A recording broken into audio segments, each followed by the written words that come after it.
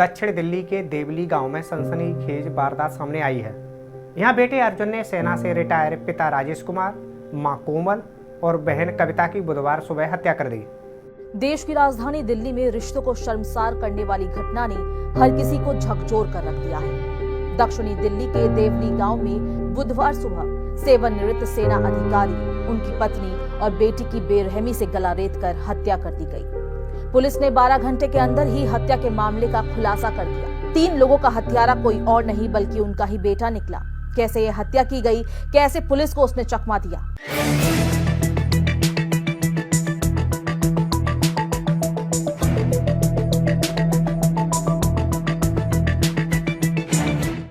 इनका पुत्र जो कंप्लेनेंट है, कॉलर है, उसके अनुसार सुबह 5:30 बजे वो मॉर्निंग वॉक के लिए जाता है और करीब 6:30 बजे जब वो वापसी आता है तो ये दृश्य देखता है, जिसके बाद ये पुलिस को सूचना प्राप्त होती है।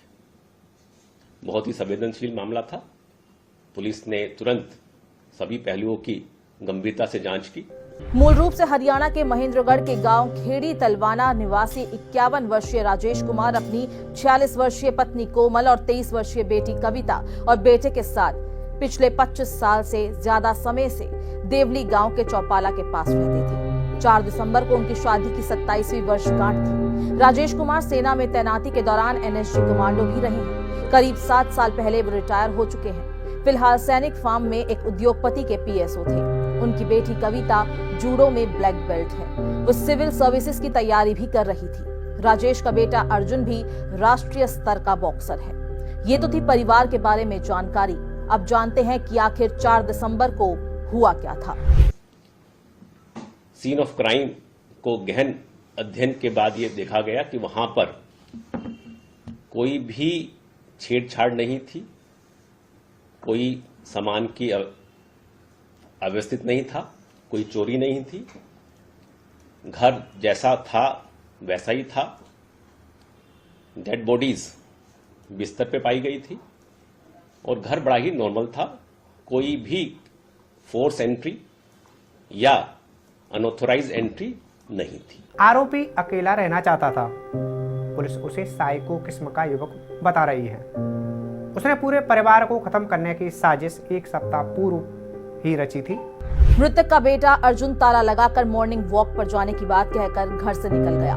करीब 1 घंटे बाद वापस आया तो उसने देखा कि उसके माता पिता और बहन के शव घर में पड़े हैं। किसी ने गला रेत कर उनकी हत्या कर दी है। इस पर वो घर से करीब 20 मीटर दूर जिम के बाहर गया। उसने जिम संचालक को इसके बारे में जानकारी दी। जिम से कई युवक अर्जुन के साथ उसके घर पहुंचे। जब वो पहली मंजिल पर गए तो वहां पर अर्जुन के पिता राजेश कुमार का शव बेड पर पड़ा था।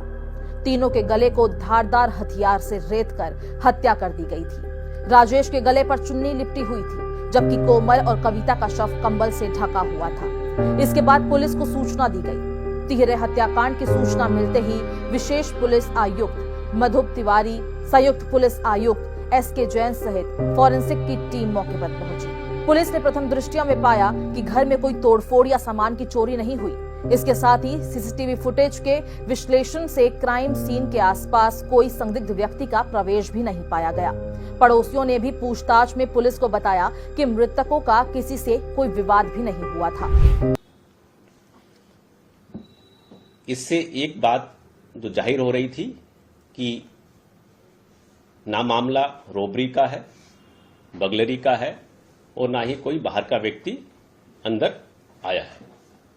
इसके बाद आसपास के सभी सीसीटीवी कैमरास की गहन जांच की गई कि उस दौरान कोई इस प्रकार का आने जाने का कोई सूचना आगमन मिलता है या नहीं मिलता है।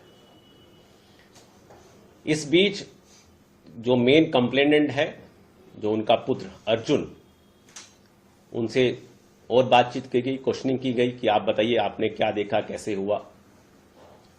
तो धीरे धीरे उनके स्टेटमेंट में अलग अलग कंट्राडिक्शन सामने आने लगे। इसके बाद पुलिस ने मौजूद सबूतों के आधार पर मृतक के बेटे अर्जुन को हिरासत में ले लिया। पुलिस को चकमा देने के लिए अर्जुन रो रो कर बोल रहा था कि अब मैं किसके लिए जीऊंगा, जैसे कि उसे कुछ पता ही नहीं था।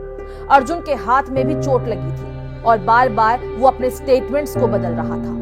लेकिन पुलिस ने उससे जब कड़ाई से पूछताछ की तो उसने अपना गुनाह कबूल कर लिया। आरोपी अर्जुन ने पूछताछ में खुलासा किया कि उसके पिता एक पूर्व सैनिक थे।